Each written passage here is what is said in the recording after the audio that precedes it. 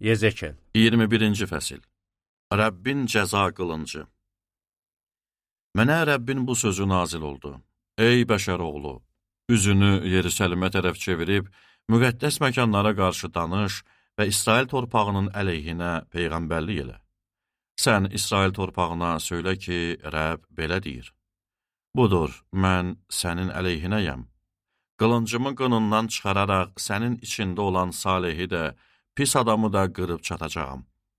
Sənin içində olan Salehi də, pis adamı da qırıb çatım deyə, mənim qılıncım cənubdan şimaladək ərazidə yaşayan bütün bəşərin üzərinə enmək üçün qınından çıxacaq. Onda bütün bəşər biləcək ki, mən Rəbb qılıncımı qınından çıxardım və bir daha yerinə qayıtmayacaq. İçini çək, ey bəşər oğlu. Sən belini büküb onların gözü önündə acı-acı içini çək.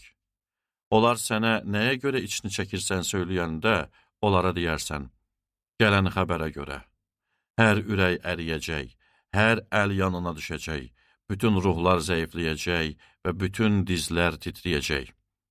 O xəbər gəlir, bunlar yerinə yetəcək, Xudavənd Rəbb belə bəyan eləyir. Mənə Rəbbin bu sözü nazil oldu. Ey bəşər oğlu, peyğəmbərlik eləyib söylə ki, Xudavənd belə deyir. Söylə ki, qılınc itilənib, cilalanıb. Öldürmək üçün itilənib, şimşək kimi çaxsın deyə cilalanıb. Necə sevinə bilərik? Qılınc oğlumun əsasına hər hansı bir əl ağacı kimi xor baxdı. Qılınc əldə tutulmaq üçün cilalanmağa verildi. Öldürənin əlinə verilsin deyə itilənib cilalandı. Ey bəşər oğlu, fəryad eləyib ağla. Çünki bu qılınc xalqıma və bütün İsrail rəhbərlərinə qarşı qalxıb. Onlar xalqımla birgə qılınca təslim edildi. Bunun üçün sinə döy, Xudavənd Rəbb bəyan eləyir. Qarşıda sınaq var, qılıncın xor baxdığı əsa daha salamat qalmazsa nə olar? Sən, ey bəşər oğlu, peyğəmbərlik elə, əllərini bir-birinə vur. Qoy qılınc 2-3 dəfə vursun. O öldürən bir qılıncdır. Çoxlu adam qıran, insanı hər tərəfdən saran qılıncdır. Onların ürəyi ərisin, yerə sərilənlər çox olsun deyə bütün darvazalarında qırğın qılıncı qoydum. Ah, o şimşək kimi parıldadı, öldürmək üçün sıyrıldı. Ey qılınc, sağa sola dönüb kəs. Sağa dön, sola dön, üzün hara çevrilsə, ora get. Mən də əllərimi bir-birinə vuracağam. Beləcə qəzəbimi yatırdacağam. Bunu mən Rəbb söylədim. Mənə Rəbbin bu sözü nazil oldu. Sən, ey bəşər oğlu, Babil padşahının qılıncının gəlməsi üçün 2 yol hazırla. İkisi də bir ölkədən çıxsın. Bir yerdə nişan qoy. Onu şəhər yolunun başında qoy. Qılınc Ammon övladlarının Rabba şəhərinə, Yahudaya və qalalı Yerusəlimə yönəlsin deyə yol hazırla. Çünki Babil padşahı yol ayrıcında 2 yolun başında falçılıq eləmək üçün dayanacaq. Oxları qarışdıracaq, ev bütlərindən soruşacaq, kəsilən bir heyvanın qaraciyərinə baxacaq. Onun sağ əlində Yerusəlimi göstərən fal var.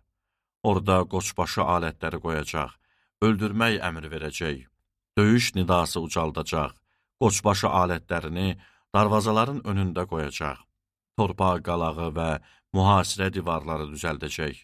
Ondan and içib saciş bağlayanlar falın yalan olduğunu güman eləyəcək. Ancaq padşah təqsirlərini xatırlayıb onları əsir alacaq. Buna görə də Xudavənd Rəbb belə deyir. İndiki təqsirlərinizi və üsyankarlığınızı göstərməklə bunları yada saldınız. Bütün işlərinizdə günahlarınız aşkara çıxdı və yada salındınız, mütləq əsir düşəcəksiniz. Sən, ey murdar və pis olan İsrail rəhbəri, günün çatdı. Nəhayət cəza vaxtın gəldi. Xudavənd Rəbb belə deyir. Çalmanı və tacı götür. Daha bu belə olmayacaq. Alçalanı yüksəlt, yüksələni alçalt. Viran, viran, viran qoyacağam şəhəri. Haqq sahibi gələnə qədər bərpa olunmayacaq. Mən şəhəri ona verəcəyəm. Sən, ey bəşər oğlu, peyğəmbərlik eləyib söylə ki, Amonlular və onların elədikləri təhqirə görə Xudavənd Rəbb belə deyir. Qılınc həlak eləmək üçün sıyrılıb, qırğın üçün itilənib ki, şimşək kimi parlasın. Elə bir zamanda ki, sənə boş görüntülər görünür, sənə yalan falçılıq açırlar, ölməli olan pis adamların boyunlarına inəcəksən. Ey qılınc!